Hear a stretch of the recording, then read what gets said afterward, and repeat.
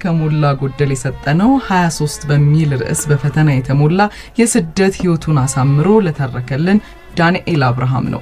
ዳንኤል ከአዲስ አበባ ተነስቶ በሱዳን በኩል ሰሃራ በረሃን አቋርጦ ሊቢያ ከዚያም እስከ ሀገር እንግሊዝ የዘለቀውን እጅግ ፈታኝ የስደት ጉዞን ያጫውተናል።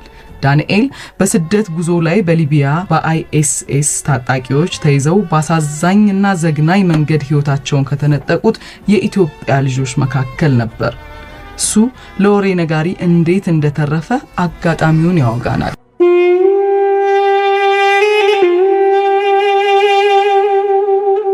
እነ ሄብሮን በሄዱ በሶስተኛ ቀን ላስደዋያችን ለተፈሪ አንድ ወዳጁ ስልክ ደወለለት። ተፈሪ እያወራ ፊቱ ተቀያየረ። እኛም ግራ ተጋባን። በአንዴ ፊቱ ደም ለበሰ። የድንጋጤ የፍርሃት ስሜት ይነበብበታል። በአረብኛ ስለሆነ የሚያወራው ብዙም አልተረዳነውም። ግን አንዳንድ የምናውቃቸውን ቃላት ብንሰማም ቃላቱ የሚያወሩትን ምስጢር በተመለከተ ጥቁምታ የሚሰጥ ስላልነበር መረዳት አልቻልንም። መልሼ እደውላለሁ ብሎ እኛን ወደ መጋዘን እንድንመለስ አዘዘንና እሱ ወደ ክፍሉ ሄደ።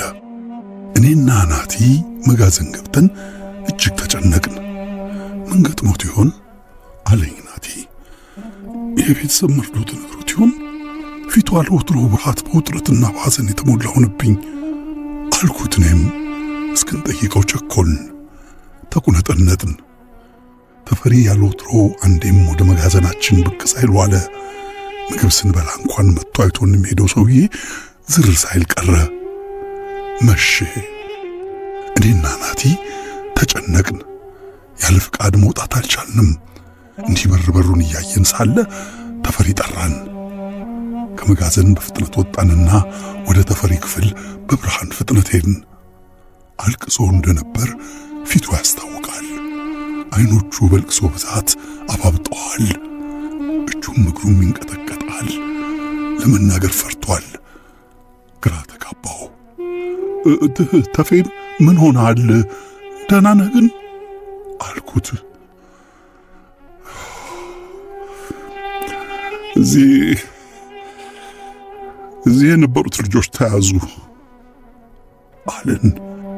ማን ያዛቸው? አልነው እኔና ናቲ በአንድነት። ተፈሪ በረጅሙ ተነፈሰና መናገር ጀመረ።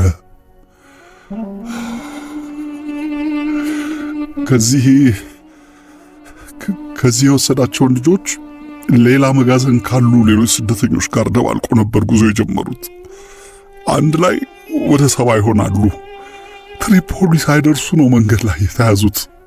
ከተያዙት ውስጥ የናንተም ጓደኞች አሉበት አለን። ወይኔ እነ ሄብሮን ተያዙ አልኩኝ ድንገት። ማን ነው ያዛቸው? መንግስት እስር ቤት ነው አለ ናቲ። አእምሮዬ ታዲያ ተፈሪ ለምንድን ነው የሚያለቅሰው ብሎ ጠየቀኝ። ተፈሪ ይህን አስታኮ ወደ ጓንታናሞ እንደምንገባ መርዶ ሊነግረን ነው እንዴ የሚል ሐሳብ በአእምሮዬ ተመላለሰ። ገብቶናል ተፌ፣ ጓንታናሞ ልንገባ ነው አይደል አለ ናቲ ተስፋ በቆረጠ ስሜት ውስጥ ሆኖ። ኖ አይደለም፣ ቆይ አንዴ ስሙኝ፣ ሌላ ነገር ነው። ማውራት እንደከበደው ገብቶናል። እኛም ተጨነቅን። እሺ ተፌ ንገርና እኛም ቁርጣችን እንወቅ አልኩት። ቁጭ በሉ አለን። የተፈሪ ማረፊያ ክፍል በቆርቆሮ የተሰራች ለመተኛ መደብ ያላት ትንሽዬ ክፍል ናት። ከኛ የተቀማናት ቲቪ ጥግ ላይ ትታያለች። ይቺ ትንሽዬ ክፍል ከኛ መጋዘን በብዙ ነገር ትሻላለች። የተፈሪን ዜና ወይም መርዶ ለመስማት መሬት ላይ ቁጭ አልን። ቲቪውን ከፈተና ከጣቢያ ጣቢያ እየዘለለ እየተንቀጠቀጠ ማውራት ጀመረ። ማን መሰላችሁ መጀመሪያ የነገረኝ?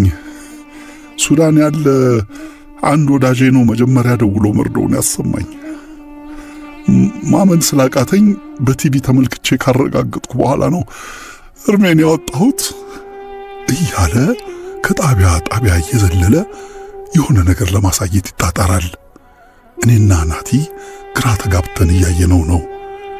ሊያሳየን የፈለገውን ዜና ለማግኘት እጁ ይንቀጠቀጣል።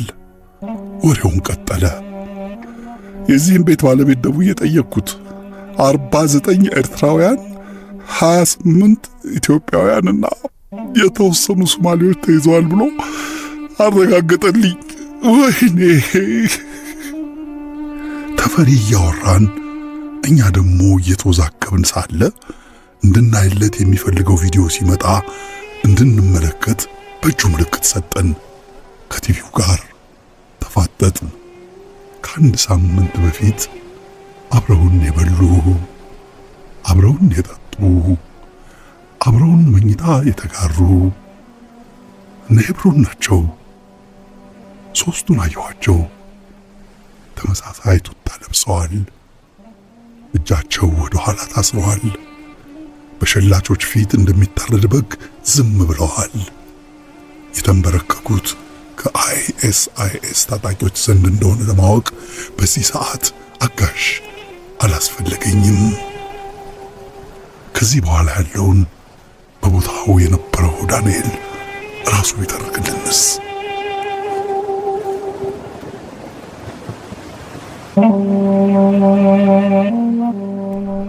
ዳኒ እንኳን ወደ ሸገር ስቱዲዮ በሰላም መጣ።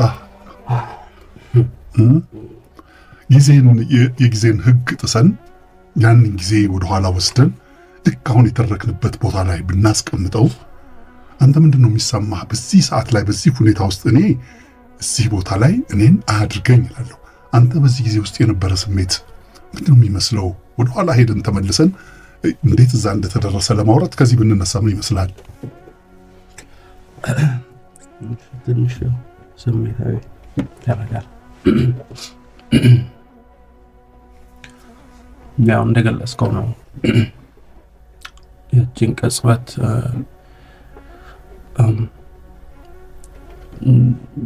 በባዶ ሆድ ሆኖ መስማት ያው አቅም ይጠይቃልና አቅማችንን ስተን ነበር፣ ወድቀን ነበር። ዜናውንም ባየን ቁጥር ባየን ሰዓት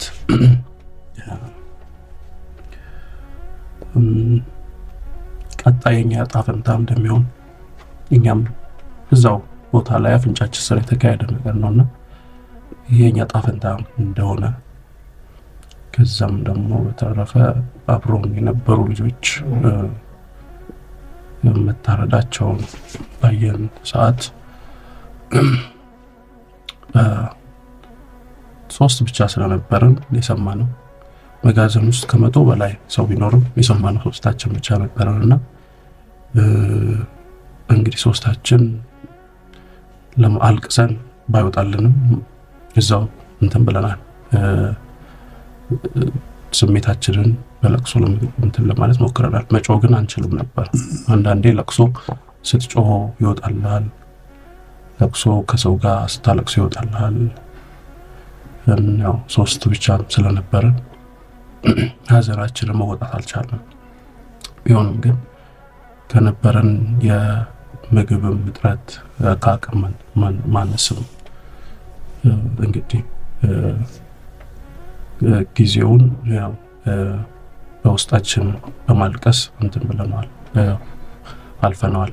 ግን ለጎኖቻችን ደግሞ መንገር አለብን እና ብዙ ታግለናል ከራሳችን ጋር። በተለይም ብጥብጥ እንዳይነሳ አስደዋያችንን ፈርቶ ስለነበር እዚሁ እንድንጨርስ ሀዘናችንን እንድንወጣ እዛው አሳድረን እሱ ጋር ቢያንስ ትንሽ ተረጋግተን እንድንሄድ ማለት ነውና ወቅቱ ከባድ ነበር እጅግ በጣም ለኛ ስፔሻሊ እዛው አጠገባችን ለሚካሄደው ነገር ለኛ ከባድ ነበር። እዚህ ላለው ሰው ቢያንስ ተጫዋጭሆም አልቅሶም ይወጣለታልና ለኛ ሀዘንን መወጣት ከባድ ነበር። ሄብሮንን ደጋግመህ ታነሳዋለህ። ከሄብሮን ጋር የቀረበ ግንኙነት ነበራችሁ ከዚህ ስትሄዱ ጀምሮ፣ በተለይ መተማ ላይ ሳምንት በሩበት ሰዓት ላይ በነበሩት ሁኔታዎች ውስጥና ብዙ ከሌሎችም ጋራ ብዙ ግንኙነት በጣም መንገድ ላይ ስለሆናችሁ የላይ ግንኙነት ቢሆንም ሄብሮን ሰብሮ ልብ ውስጥ ገብቶ ነበር። ተከትሎም እስከሚመጣ ድረስ የጠቅላላው ሐዘን እንዳለ ሆኖ ቃል የገቡልህ እነሱ ከደረሱ በኋላ አንተን ለማስወጣት የሚችላቸውን ሁለት ነገር ነው ያጣኸው፣ ወገኖችን፣ ወንድሞችን እና ተስፋህን።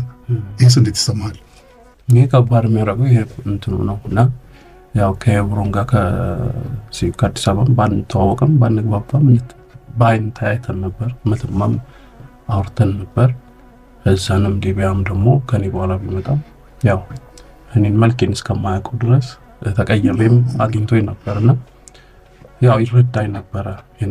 የነበርኩበትን በቃ ተረድቶኛል፣ ውስጤን አውቆታል ብዬ ነበር የማስበው በወቅቱና ከዛንም ነው ቃል ገብቶልኝ ከሄደም በኋላ እንደዛ ሆኖ ሳየው ያው ሁለት ልብ የሚሰብር ነገር ነው እሱን ማጣት። ከዛም በኋላ ደግሞ የኔም ተስፋ ማጣት ያው ራስ ወዳድ ላለመሆን ነው እንጂ በወቅቱ የትኛውም ሰው በዛ ሁኔታ ውስጥ ቢሆን ራሱን ለማውጣት ነው የሚታገለው፣ ነፍስን ለማዳን ነው የሚታገለው ሁሉም ለራሱ ነው።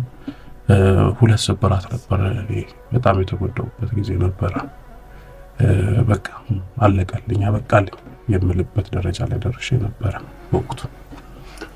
እንደው በፌዝ ከፋፍለን ብናየው የመጀመሪያው የአንተን ሰውነት ከፍ ለማድረግ በርህራሄ በደግነት ሰውነትህን ሊገነቡ በጣም ከፍተኛ ጥረት የሚያደርጉ የነበሩት ደጓ እናትህ ፈትለወርቅ ላይ በር ዘግተህ ለፈትለወርቅ ምንም ሳትነግር ራስህን ችለህ የሄድክበት አንዱ ፌዝ።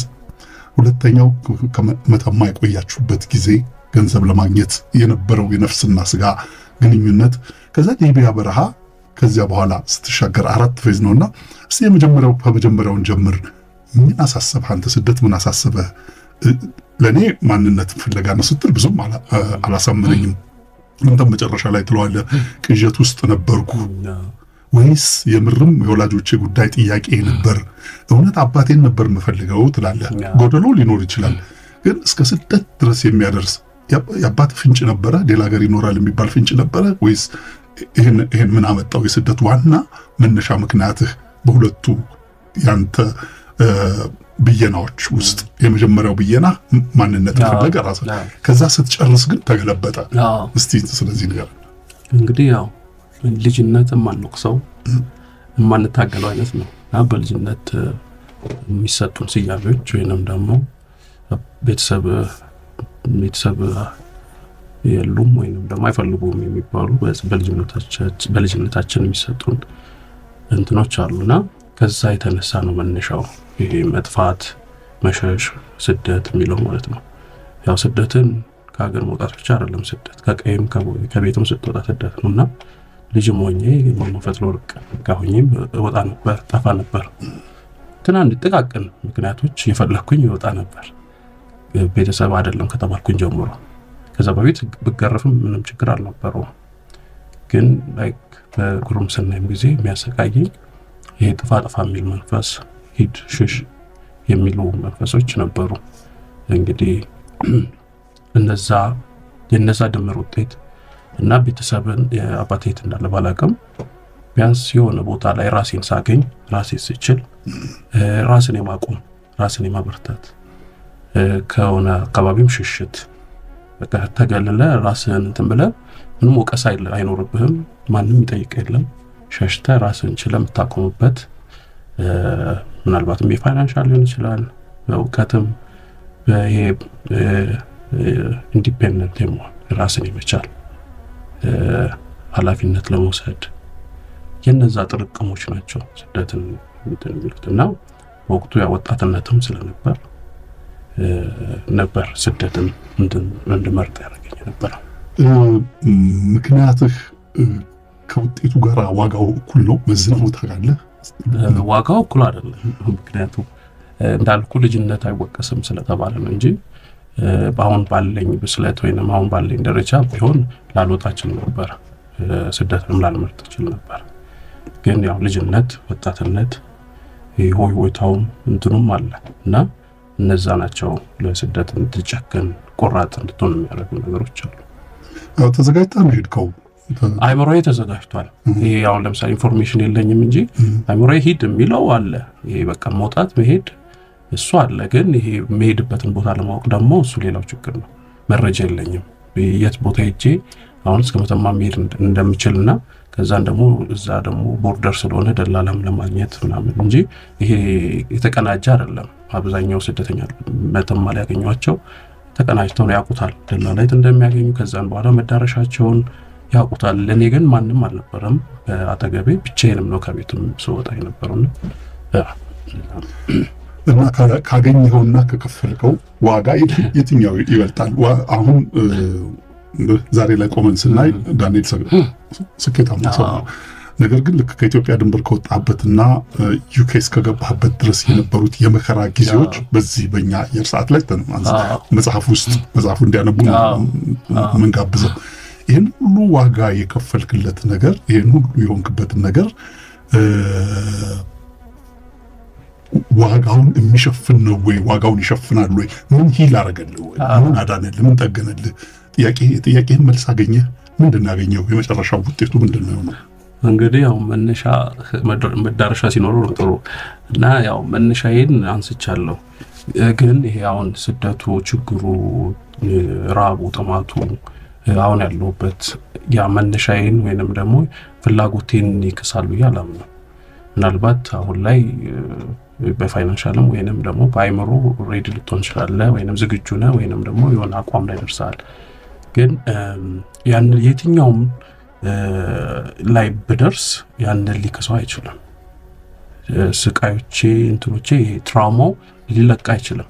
በየጊዜው ማደስ አለብህ፣ በየጊዜው ማከም አለብህ በየጊዜው። እሱንም ጠንካራ ወይንም ኮንክ ብቻ ነው እንጂ ብዙ ተሰብሮ ይቀርባሉ እና በየትኛውም ካሳ ሊሆኑ አይችልም፣ ሊያቀናው አይችልም። ያንን እነዛን ችግሮች ያለፍኩባቸውን በየትኛውም ሁኔታ ቢሊየነር ወይንም ምንም ቢሆን ሊክስ አይችልም። አሁን የገንዘብ ችግር እንኳን ቢሆን አይክሳቸውም፣ አይገባቸውም። ለዛ የሰጠሁት ዋጋ ይቆጨኛል። አንስቼዋለሁ መጽሐፍ ላይ በጣም ነው የሚቆጨኝ። የተከፈለለት ዋጋ አይገባውም። ለዛ ለጥያቄዎቼ ያን ዋጋ መክፈል አይጠበቅብኝም ነበር፣ ግን ሆኗል። በዛ ውስጥ ግን የኔ ጥንካሬዎች ናቸው ሊሰሩኝ የቻሉት። እኔ ባልሆንስ ጠንካራ ወይንም ደግሞ ቻሌንጆችን መጋፈጥ ባልችል ኖሮ አሁንም ያው ብዙ ችግሮችን ይዤ ተሰብሬ የሆነ ጥግ እንደማንኛውም ሰው ተደብቆ እንደሚኖሩ ተደብቄ ነው ነበር። ግን አሁን ተጋፍጬ የወጣሁበት የራሴ ጥንካሬዎች ማንነቴን ለመገንባት የሞከርኩባቸው ነገሮች ናቸው እንጂ ስደቱ ጥንቅጡ አይገባውም ብዬ ነው የማስበው። እንግዲህ ቀደም ብዬ እንዳነሳሁት በተለያየ ፌዝ አድርገን ብናየው የመጀመሪያው ምክንያቱም እየለመድክ ስትሄድ እየቀለለ መሄድ ሲገባው እየለመድክ ስትሄድ እየከበደ ነው ሄደው ያንተ መንገድ። መተማ ላይ ስትደርስ የመጀመሪያው ጥያቄ የምግብ ጥያቄ ነው። የቀረበልህ ምግብ የመብላትና ያለመብላት ጥያቄ ነበር። ከዛ በኋላ መንገድ ስትጀምሩ የምትሄዱበትን አቅጣጫ ሁሉ ሳታውቁ በቀን በሌሊት በጨለማ ስትሄዱ የነበሩት ሁኔታዎች ብዙ ናቸው። የመጀመሪያው የመከራ ልምምድህ ምን ነበር የሚመስለው? የመጀመሪያው የመከራ ልምምድን በለጥ ቋንቋ ነው። እንግዲህ ከቤት ስትወጣ ያው ብዙ ነገሮችን ትተህ ነው የምትወጣው። በእኛ ቤት የምግብም የምንም ችግር አልነበረም። እንደውም ማመፈጥሎ ሆቴል ነበራት። ሆቴል ውስጥ ብዙ የእርሻ ቦታ ነበራት፣ የከብት ማርቢያ ነበራት፣ ብዙ መኖሪያ ቤቶች የምታከራየው ነበራት። ይሄ ፋይናንሻልን አታነሳውም በቃ ጀነራል። ግን እንግዲህ ከዛ ሁሉ ነገር ውስጥ ወጥተህ የምግብ ጥያቄ ስታነሳ እንደውም እንትን ላይ በመንገዴ እስከ መተማ በመደርስባቸው እንትኖች ሄብሮንም የሚያነሳልኝ ሊቢያ ላይ ረሃቡ ላይ ስጋ ልታኘክ ብሎኝ ነበርና በቃ ይሄ ሞልቃቃ የሚያስብል ነገር ነው። ገብቶሃል? እዛ አይደለም ስጋ ትንሽ ነፍስ የምታቆየህ ነገር የምትናፈቅበት ጊዜ አለና ስቃዩ ከበር ስትወጣ ነው የሚጀምረው። ከትራንስፖርት ይጀምራል። አውቶቡስ ተራ ትሄዳለህ። ከዛን ጥያቄ ልትጠይቅ ትችላለህ፣ መታወቂያ ልትባል ትችላለህ። እያንዳንዱ መንገድ ችግሮች አሉት። በቃ ከዛ ነው የሚጀምረው። ከበር ስትወጣ በርን ከፍተህ ስትወጣ ጀምሮ ናቸው ችግሮቹ የሚጀምሩት። እንግዲህ መተማም ባልነበርኩበት ሊቢያም በነበርኩበት እያንዳንዱ ተጠልፈን እስከመሄድ ሰሃራ በረሃን ተጠልፈን እስከመሄድ ያደረሰን እነዛ ሁሉ ችግሮች ናቸው። እንደ ችግር እንትን ከተነሱ ማለት ነው። በጣም ጥሩ ነው። የመጀመሪያ ጨዋታችን ይህን ይመስላል። እየጨመርን ነው የምንሄደው። ጨዋታውን ከመጀመሪያ ጀምረን ከፍ እያደረግን እንሄዳለን። በጣም ብዙ አሰቃቂና አስገራሚ ጊዜዎችና ሁኔታዎችን አልፈን እንሄድ ነው። የተወደዳችሁና የተከበራችሁ አድማጮቻችን የምትገኙት በእናንተው ራዲዮ ሸገር ኤፍኤም 102.1 የጥበብ መንገድ ላይ ነው የምትገኙት። ዛሬ ከኛ ጋር አብሮ ያለው ዳንኤል አብርሃ ይባላል። 23 የተሰኘ መጽሐፍ ደራሲ ነው። 23 ከአዲስ አበባ ተነስቶ በመተማ ሱዳን አድርጎ በሰሐራ በረሃ ሊቢያን አቋርጦ ዩኬ ዩናይትድ ኪንግደም ለንደን ድረስ በተደረገ የመከራ ጉዞ ውስጥ ያሳለፈውን ነገር እንዲያጫውተን ያመጣ ነው። ባለን የአየር ሰዓት ውስጥ ዋና ዋናዎቹን ነገሮች ብቻ ነው የምናነሳቸው መጽሐፍ ውስጥ ያለ ነው። የዛሬ 11 ዓመት ብዙዎቻችሁ እንደምታስታውሱት ወገኖቻችን ነገን ለማንጋት በነገ ውስጥ ፍሬ ለማግኘት ብለው ሲሰደዱ በጨካኞች እጅ ሊወድቀው ሰማዕት የሆኑበትን ጊዜ ታስታውሳላችሁ። ዳንኤልም ቀደም ብላችሁ ያልሰማችሁ ብትኖሩ እነዚያ ያ ባች ነው የሚለው ያ ቡድን የነበረው ውስጥ ነው የነበረው። ዳንኤል ከዛ እንዴት ተረፈ? አሁን ይህን ጥያቄ ብዙዎቻችሁ ትጠይቁ ይሆናል። አሁን እንዴት ተርፎ ይህን ሊተርክልን ቻለ? አሁን የመጀመሪያ ጥያቄ የምናደርገው የሁለተኛ ዳችን ይሄ ነው። ዳንኤል በምን ተረፈ? እንዴት ተረፈ? እዚህ ላይ እናወራ። ይሄ በጣም አስፈላጊው ነገር ነው። ለአብዛኛው ሰው ጥያቄ ነው። ጥያቄውም በፍልስፍና አይንም ማየት፣ በሃይማኖታዊ አይንም ማየት፣ በእምነት አይን ማየት፣ በሰውነት አይን ማየት ጭምር የሚፈልግ ስለሆነ አንተ አብረው ከነበሩት ውስጥ ተነጥለህ ወይም አንተና ጥቂቶች ተነጥላችሁ እንዴት ተረፋችሁ? እንዴት ለወሬ ነጋሪነት በቃ? አንተ ለወሬ ነጋሪነት ያበቃ እድል ወይስ ምንስ? ይህንን በደንብ አድማጮቻችን አስረዳለን። እንግዲህ መጽሐፉ ላይ በደንብ ተገልጧል። እንግዲህ እንዴት ተረፍ ከሚለው አንዳንዴ አልሆኑልንም፣ አልተሳኩልንም የምንላቸው ነገሮች ለበጎ የሚሆኑበት አጋጣሚ። እነ ኤብሮን ትተውኝ ሲሄዱ አልቅሼ ነበረ። እንዴት ትተውኝ ይሄዳሉ? ፈጣሪ ወይ ለምን ረሳኸኝ? እዚህ መጋዘን ውስጥ ብቻዬን እንዴት ትተውኛለህ? እኔስ ሰው አይደለሁም? እኔስ ማን አለኝ ብዬ ብዙ ያማረርኩበት ወቅት ነበረ። እሱ ግን እኔን ለምስክርነት ሊያቆየኝ ፈልጎ ነበረ። ለዛም ነው ለምስክርነት ቆየሁ ያልኩትና እነ ሄብሮን ከፍለው ሲወጡ እኔ በወቅቱ ገንዘብ አልሞላልኝም ነበረ ለመውጣት እና በዛ ምክንያት ነበረ የቀረውት ከነ ሄብሮን እና እንደገለጥኩት አልቅሼ ነበረ በመቅረቴ፣ አልቅሼ ነበረ ከነሱ በመለየቴ። ግን ተስፋም ሰጥቶኝ ስለነበር ደግሞ ተስፋዬን ይዤ የጠበቁበት አጋጣሚዎች ነበሩና የተረፍኩበት ምክንያት እነሱ ከፍለው በመውጣታቸው እኔ ደግሞ በመዘግየቴ ነው። እና አንዳንዴ የሚዘገዩ ነገሮች ለምክንያት የሚዘገዩ ነገሮች ለበጎ ነገር የሆኑበት አጋጣሚ ልክ ያ ነገር ካለፈ በኋላ ፈጣሪን ለምንድን ነው ያቆየኝ? ማንኝ እኔ ጥያቄ የአይምሮ ጥያቄ እኔ ማን ስለሆንኩኝ የተረፍኩት እስከ ማለት የተለየ ምክንያት ምንድን ነው ለእኔ? እና ለዛም ነው ካለፍኩኝም በኋላ ያንን ስቃይ ለምስክርነት ነው ያተረፍከኝ። እውነቱን የነበረውን ወቅቱን እንድናገር እንድተርክ ይሆናል ያስቀረኝ እና ይሄ እድልም አጋጣሚም የፈጣሪም ደግሞ ቸርነት ሊሆን ይችላልና ለዛ ነው ማስበው። አንተ እንደዚህ ትላለህ እንጂ እኛ አብረን መጽሐፉን እያነበብ አብረን እንናደድ ነበር፣ ካንተ ጋር እንበሳጭ ነበር። ሰው እንዴት እንደዚህ ያደርጋል የሚል መጽሐፍ ላይ ደጋግመህ እንደገለጽከው አንተ ከዚህ ስትወጣ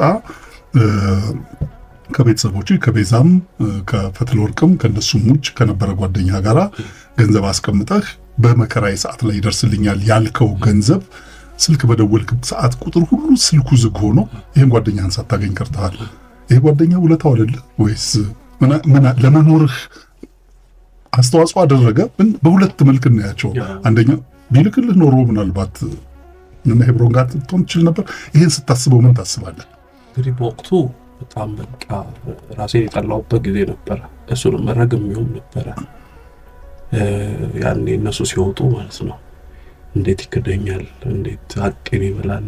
እንዴት እንግዲህ እሱ ያለበትን ሁኔታ አላውቅም በወቅቱ ግን የትኛውም ሁኔታ ቢሆን ከኔ ጋር የሚያጻጽረው ነበር። የትኛውም ችግር ከኔ ሊበልጥ አይችልም ነበር በወቅቱ ብዬ ነው እኔ እዛ ቦታ ላይ ከኔ ስቃይ ምንም ቢሆን የኔን ስቃይ የሚወዳደር አለ ብዬ አላስብም ነበር እዛ በነበርኩበት ጊዜና ለዛም ነበር ሰው የነበረውና እንግዲህ ይሄ የፈጣሪ ስራ ካልሆነ በስተቀር እሱም በወቅቱ እንግዲህ ካለፍኩኝም በኋላ ታስሮ እንደነበር የሰማሁት በወቅቱ ስልኩንም እንትን ብሎ ተዘግቶ ታስሮም እንደነበረ ነው ያወቅኩትና ከታሰረም ከተፈታም በኋላም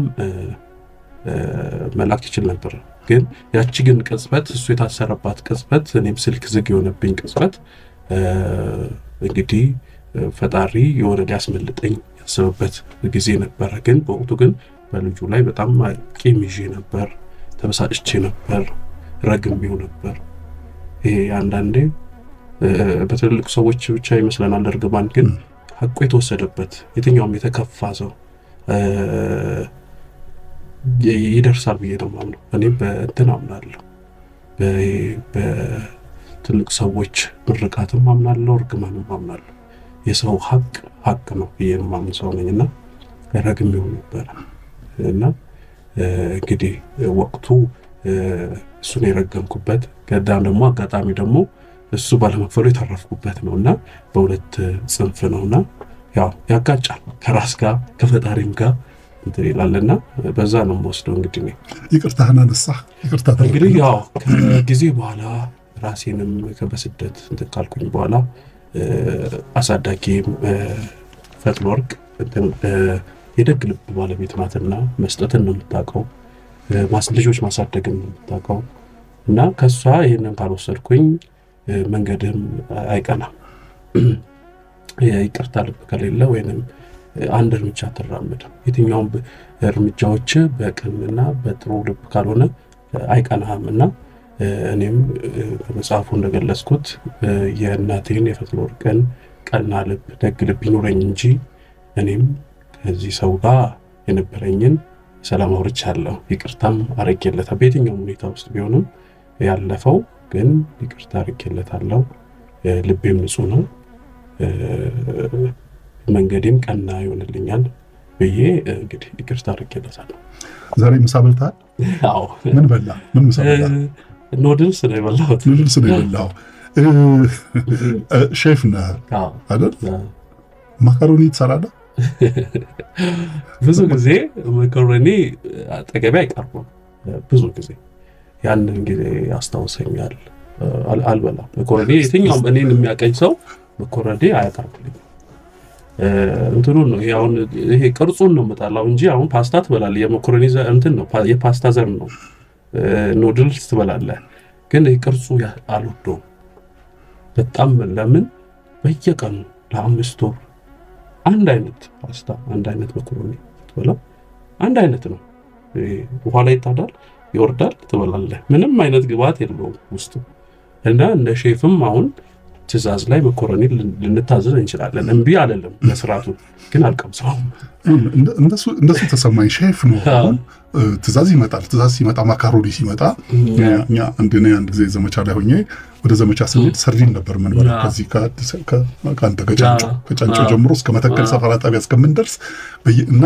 ሰፈራ ጣቢያም ደርሰን አንድ ወር ገደማ ሰርዲን የበላ ነውና አሁን ሰርዲን ብትለኝ ያንገሸግሸኛል ያስታውከኝ ነው የሚደርሰውና አንተን ማካሮኒ ሳይ ደግሞ የመጣብኝ እሱ ነው በውሃ የተሰራ ማካሮኒ አሁን ምንም ያልገባበትና ዛሬ እንደ ሼፍ ይሄን ሲያይ ምን ይሰማዋል እያሰብኩኝ እንዳልኩ ነው ባላዩ ደስ ይለኛል አልቀምሰውም እኔ የትኛውም ቦታ እኔን ያቀኛል ያው ጓደኛ ወይም ቤተሰብ መኮረኒ ያቀርቡልኝ ስለሚያውቀው ታሪኩን በቅርበትም ማለት ነውና እንግዲህ በዛ እንትን እንረዳዋለን ኢቭን አሁን ለምሳሌ መኮረኒ ባይሆንም አሁን ለምሳሌ ባህር ላይ በነበር ስለ ባህር የሆነ ነገር እንትን ሲል የሆነ በቃ የትኛውም በህይወት ላይ ጠባሳ ጥሎ ያለፈን ነገር እንትን ባትለው ያን መከራ እኮ አሻግሯል። ግን እንትኑን አንፈልገውም የሚሞሪውን ያንን ስቃዩን ቴራፒ ያገኘ ዩኬ ከገባ በኋላ ከተረጋጋ በኋላ ትራውማ ነው ትልቅ ትራውማ ነውና መጽሐፍ ውስጥ አላየሁም ቴራፒ ስለመውሰድ።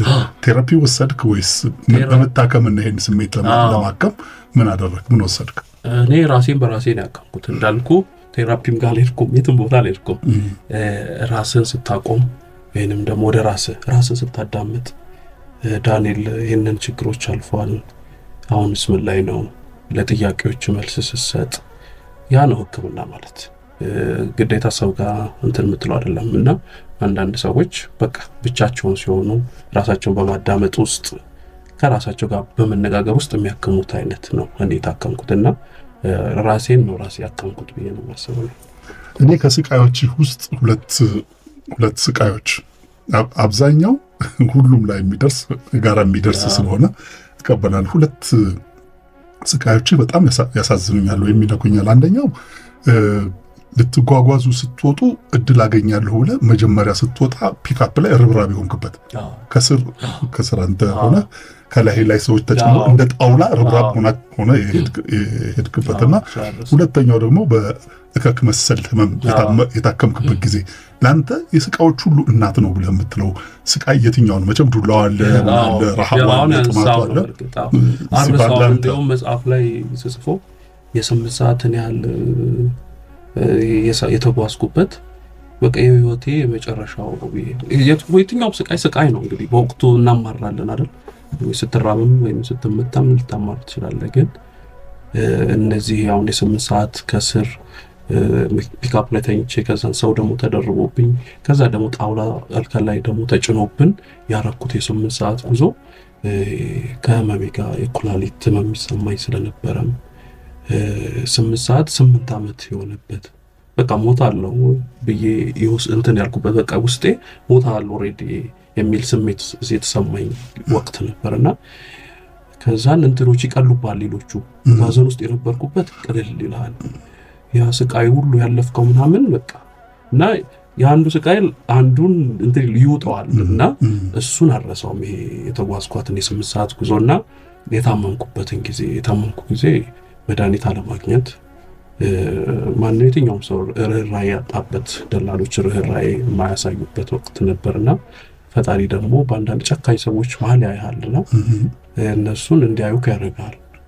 ከዛን ደግሞ እነዛ ሰው የሚገርፉ ወይንም የሚቀጠቅጡ ሰዎች መጥተው አሞሃል ብሎ ሲጠይቁ ደግሞ የምትገረምበት ጊዜ ነበርና ብቻ በየትኛው እንትን ፈጣሪ ይከተለኝ ነበር፣ በጉዞ ይከተለኝ ነበርና የታመምኩበትንና መድኃኒት አጥቼ የተሰቃየሁበትን ራሴን ወንዝ ውስጥ ወይም ባህር ውስጥ ለማስገባት የወሰንኩበት ጊዜ ነበረ እና እነዛ የማይረሱ ናቸው ሁለቱ። እንዳነሳው ከነሱ የሚልቅ የለም ለኔ ስቃይ።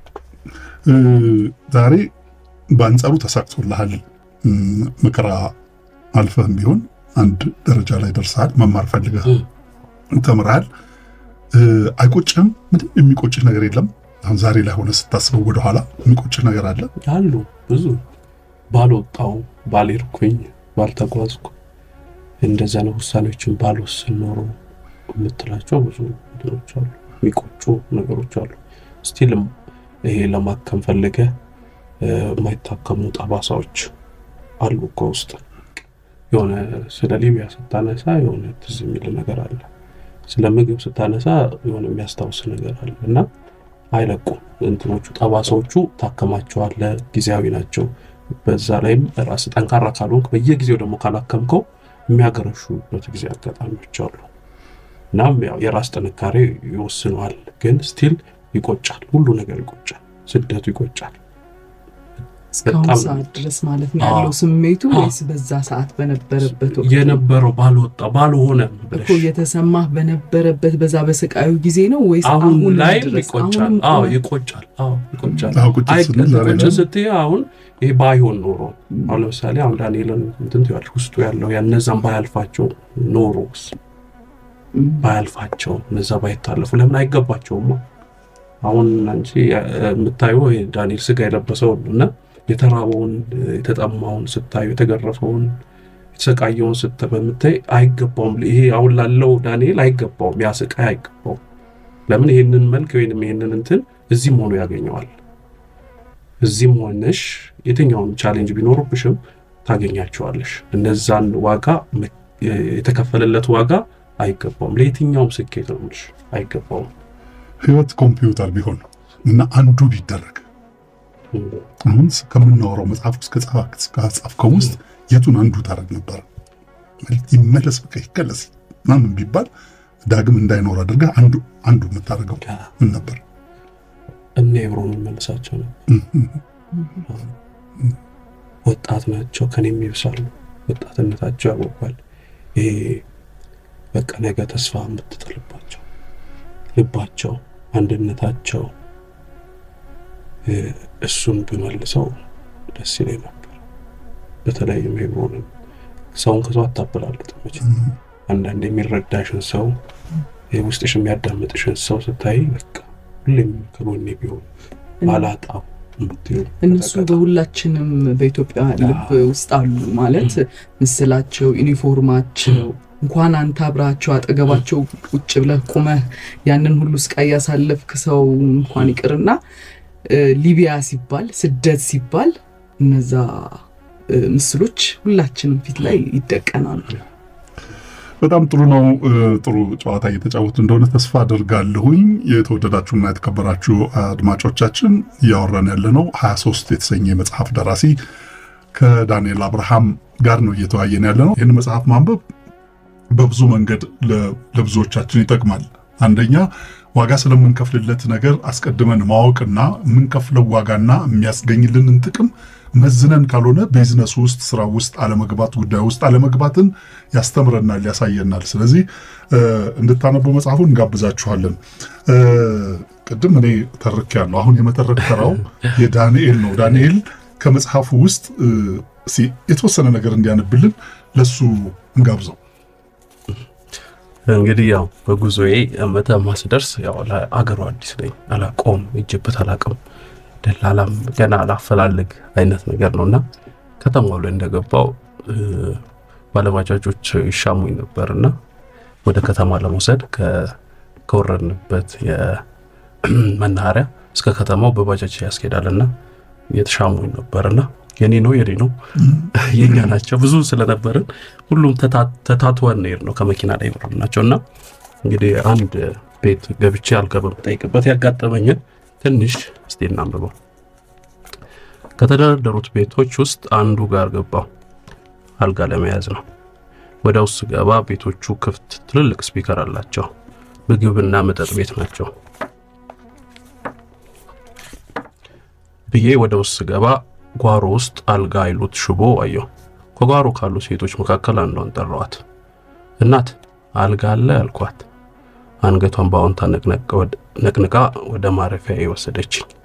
ከኋላዋ ተከተልኳት። ብስል ቀይ ናት። ባለ መካከለኛ ቁመት፣ ሻጌ የሚባለውን የፀጉር አሰራር በዊግ ተሰርታለች። 70 ብር አለች። መልስ ሳልሰጣት ቤቱን በደንብ ገረመምኩት። የምጥላውን ነገር አየሁ።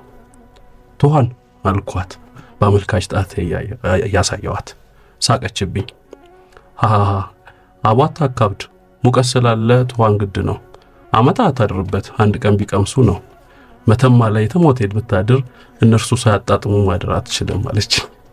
ትኋኖቹ ምን እንደሚያካክሉ አየሁና እየተገረምኩ ሳፈጥ የማልፈልገውን ጥያቄ ወርወረችብኝ። እዚህ ስትመጣ ለመጀመሪያ ጊዜ ነው አለች። አይ ሱስ ብዙ አይቻለሁ ብዬ ዘላበልኩ። የአገሪቱ ጸባይ ነው አለች። ከዚህ የተሻለ እንደማላገኝ ደጋግማ ነገረች። ከአልጋ ቤት እያማተርኩ የሰው አይን ውስጥ መግባት ስላልፈለግኩኝ 70 ብሬን ከፈልኩ። ብሬን ተቀብላ ከክፍሌ ለቃ ሄደች። ቦርሳዬን ከጀርባዬ ላይ ወርጄ በረጅሙ ተነፈስኩ። አልጋ ላይ ቁጭ ከማለቴ ጠዋት እንገናኛለን ያልኳት ቤዛ ትውስ አለችኝ። በሌሊት ስለሆነ ከባህር ላይ የተነሳ ነው መተማ በጊዜ ነው የደረስኩት። እስከዚህ ሰዓት ቤዛ ስንት ጊዜ ልትደውል እንደምትችል አሰላውና ገደለችኝ አልኩ። ሻወር በባሊ ልወስድ ስል ስልኬ ቻርጅ እንድታደርግልኝ ለልጅቷ ሰጠዋት። ሻወር እየወሰድኩ የስልኬ ዝግ መሆን ቤዛ እንዴት እንደሚያስጨንቃት ማሰቢያ አላቆምኩም ነበር።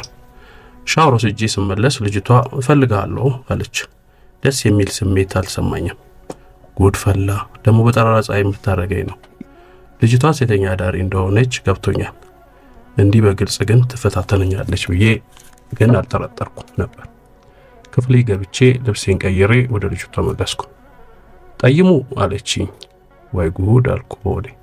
ለምንድነው ጠይም ወንድ ቀይ ሴትን የሚወደው ብላ ምስል ቀይ ፊቷ ላይ በቀጭኑ የተኳለችውን ቅንድብ ጠርዝ በአመልካች ጣቷ እንደማከክ አደረገች። ልጅቱ የአይን አውጣነት ባንዲራ ያዥ መሆኗ ለማወቅ ምንም ጊዜ አልወሰደብኝም። በበኩሌ ምንም ያልገባው ሰው ለመምሰል ብተውንም አልሰመረልኝም። ወዲያው አንገቴን ደፍቼ መሬት ያየው ዝም አልኳት። አሁን ይሻላል ወይስ እረፍት ከወሰድክ በኋላ ስትል ቀና ብዬ አየኋት። ወዲያው አይኔን ሰበርኩ። ቀጥላለች እሷ። ከፈለክም ማታም ትችላለህ፣ ግን ያው ማታ ከስተመር ስለሚበዛ ለምን ከሌሎቹ ጋር ሽሚያ ውስጥ አስገባ። ምላሽ አለመስጠቱ አንገት መስበሩ የዚች ልጅ ዝብዝብ መስማቱ ሰለቸኝ መሰለኝ። በረጅሙ ተንፍሼ ንግግሯን አቋረጥኩት። ይቅርታ፣ አንቺ እንደምታስቢው አይነት ሰው አይደለሁም። እኔ ምንም ነገር አልፈልግም አልኳት አይኗን እያየሁ። እንዴ ስለምንድን ነው የምታወራው? ለምን እንደመጣ የማናውቅ ይመስላል ማለት ደነገጥኩ። ማንን ላገኝ ያልኩ መስሎ ነው? ሰውየውን እኮ ነው የማገናኝ አለችኝ። ይቅርታ የምትዩ ነገር አልገባኝም። ልትሄድ አይደል አለችኝ። የት አልኳት። ድንጋጤ ውጪ ምንም እንደማላቆኝ። ሱዳን አለችኝ ፈገግ ብላ። ጠላታችሁ አመድ ቡን ይበል ክው አልኩኝ። እንዳታውቅብኝ ብቻ ያልገባው ሰው ለመምሰል ያህል ተፍጨረጨርኩ። እመስላለሁ አልኳት። ቅንድቧን እንዲናገር አደረገችው። በቅንድቧ ድንቅ ምስጢረኛ ያለች ይመስለኛል። በልቧ እንኳን እቺን ቀርቶ የኮርማን ዝንብ ኮኪትን ዝንብ እንለያለን ያለችኝ ይመስለኛል። ነገር ለማረሳሳት ስልኬን እንድትሰጠኝ ጠየኳት። ሰጠችኝ። በቃ እናወራለን ብያት ደንግጬ ካጠገቧ ሄድኩ ይላል። ከሰውኛ ችግሮች እስከ ተፈጥሮ ችግር ይሄ ነው። ቅድምም ለማለት የፈለኩት ማወቅ ጥንቃቄን ይፈጥራል። ጥንቃቄ ከአደጋ ይታደጋል። ስለዚህ እያንዳንዱ አሁን አንተ ለእንደዚህ አይነት ነገር ምንም አይነት እውቀት ምንም አይነት ልምምድ ስለሌለ የሄድክ የገባበት ቦታ በሙሉ አንዳንዱ በፊቱ አንዳንዱ በጀርባው ነው የሚመጣው። ስለዚህ ፊትና ጀርባውን እስከማትለየው ድረስ ነው የሚሆነው። እና ታዲያ አንተ ይሄን ሁሉ አየህ፣ ዘርዝረን የማንጨርሳቸው አድማጮቻችን መከራዎቹን አላነሳናቸውም። የመከራ ፊት አውራሪ የሆነው የልጆቻችን አንገት መቀላት፣ መታረድ አነሳን እንጂ እስከዛ ድረስ በጣም በርካታ መከራዎችን ያዩት መኪኖቹ የሚነዱበት ስፒድ፣ በዛ በሰሃራ በረሃ የሚነዱበትን ፍጥነት ሲተርክላችሁ ልባችሁ ቀጥል ይደርሳል። ከመኪኖቹ ፍጥነት የተነሳ የተጫኑ ልጆች ዘለው ይወርዳሉ፣ ይገለበጣሉ። እነሱ አይደሉም ዘለው የሚወርዱት፣ ያፈናጠራቸዋል መኪናው። በዛ ምክንያት የሚሰበሩ ሰዎች ሁሉ ይሄን ሁሉ አደጋ። ታዲያ አንተ ሁሉ ካለፍክ በኋላ መጽሐፍ ጽፈሃል። መጽሐፍህ ምን እንዲናገርልህ ነው የፈለግከው? ምን እንዲያደርስልህ ነው የፈለግከው? ማዕከላዊ ነጥቡ፣ ዋና ነጥቡ ምንድን ነው ብትባል የመጽሐፍህን ማዕከላዊ ነጥብ ምን ታደርገዋለህ? የምታስተላልፈው መልእክት? ያው እንግዲህ መጽሐፌን በተለይም ለወጣቱ ብሎም ደግሞ በየትኛውም የስራም የእንትንም ሁኔታዎች ውስጥ ትንሽ ችግሮች የሰበሯቸው ጥቃቅን እንትኖች ላደከሟቸው ማንቂያ ይሆናል። የትኛውም ችግሮች ፈተና አላቸው፣ ችግር አላቸው እና በዛ ችግሮች ውስጥ እንዴት እናልፋለን ነው የሚል ነው። እና ለወጣቱ ስል ስደት ለተዘጋጀው አሁንም እየወጣ ላለው ብዙ ዜናዎችን እንሰማለን። ያሰቃቂ ዜናዎችን፣ ሞቱ፣ ትናሉ፣ ተገለበጡ የሚለውን እንሰማለን እና ግን ያ ጆሮአችንን ይደፍናል ወጣትነት ስንሆን። ምክንያቱም መሀሉን አናውቀውም። መሀሉ ብዙ ችግሮች እንዳሉት ወይ በ23 ለማስፈር ሞክሬያለሁ። መሀሉ አይነገርም የሚለውን መሀሉን ተናግረናል። ስቃዮቹን፣ ረሃቦቹን፣ ጥማቶቹን ተናግረናል። በተለይም ደግሞ በገንዘብ ደረጃም ቢሆን በቀጥታ ከሚካሄደውም ይበልጥ ነው፣ ብሩም ይብሳል እዛ ከስቃዩም በተጨማሪና አሁን አማራጮች አሉን። አሁን የተሻለ ጊዜ ላይ ነን ያለነውና ሌሎች አማራጮችን ብንጠቀም ከህገወጥ ስደት ብንተርፍ ብንድን ለወጣቱ የማስተላልፈው ነው። ያው መጽሐፉ ላይ በደንብም ተገልጿል፣ ችግሮቹ ተነስተዋልና ወጣቱ ከመነሳቱ በፊት አማራጮችን ቢያይ አሁን ላይ ጊዜው የሰጠንን በቪዚትም መሄድ ይቻላል፣ ውጭ ሀገር በትምህርትም መሄድ ይቻላል፣ በተለያዩ በስራም መሄድ ይቻላል። ከበፊቱ አማራጭ አሁን ላይ ያለንና ስቃይ ራችን ላይ ባንወስን ለስቃይ ባንሄድ የሚል እንግዲህ መልእክት አለኝ። በጣም ጥሩ ነው። መጽሐፍህ አሁን ዛሬ እዚህ የደረሰበት እዚህ ደረጃ ላይ ከመድረሱ በፊት በርከት ያሉ ገጾች የነበሩት ወደ 800 ገጽ ወይም 700-800 ገጽ የነበሩት መሆኑን ሰምቻለሁ የመጽሐፉ ምረቃ ዕለትና የዚህ መጽሐፍ አሰናኝ ደግሞ ቢኒያም አቡራ ነው። በስራው ምን ያህል ረክተሃል? እስቲ ከዛኛው ምን የጎደለ ነገር አለ? ኢሞሽንን በተመለከተ በቀጣይስ ሌላ ምን የምታስበው ነገር አለ?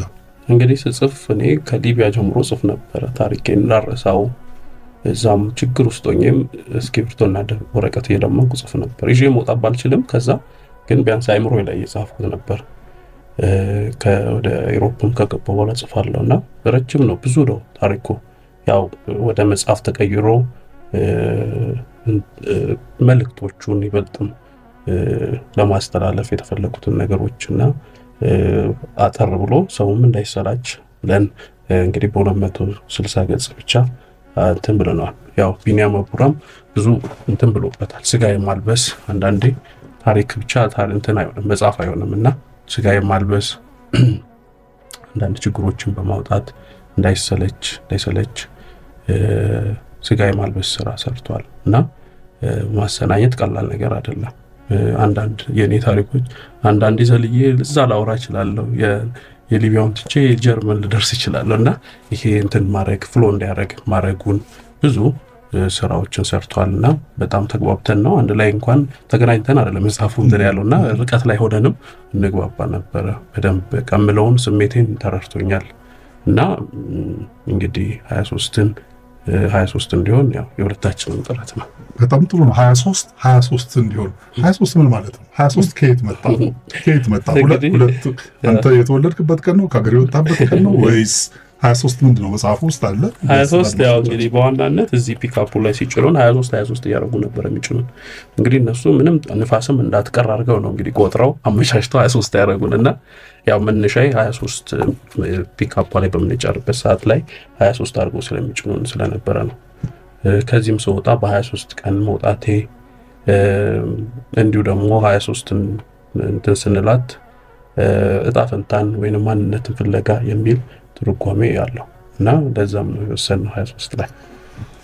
በጣም ጥሩ ነው። በጣም ስለመጣ በጣም አድርገን እናመሰግናለን። መጽሐፉ የት እንደሚገኝ ማስተላለፍ የምትፈልገው መልእክት ካለም አንተ መልእክት እንስማ። መጽሐፉን ማንበብ የሚፈልጉ ሰዎች የት ያገኙታል? የት ይገኛል መጽሐፉ? እንግዲህ መጽሐፉ ላይ አሁን ላይ በጣም ክፍለ ሀገር ላይ ነው የተፈለገ ያለው። በክፍለ ሀገሮች ደግሞ የለንም እስካሁን፣ አዲስ አበባ ላይ ብቻ ነው ያለን። ለወደፊቱ ግን ያው በክልሎች እንመጣለን ሲዳረስልን ማለት ነው። አዲስ አበባ ላይ በጃፈር መጽሐፍ ለጋር 4 ኪሎም ጃፈር መጽሐፍ አለ። ቦሌ አካባቢ ደግሞ ለሚኖሩ ጫካ ኮፊ ሞርኒንግ ስታር ላይ እዛም ያገኙታል። እንዲሁም ስልክ ቁጥሮች በፌስቡክ ገጻችን ላይ የስልክ ቁጥሮች አማራጮችንም አስቀምጠናልና በዛ ማግኘት ይችላሉ።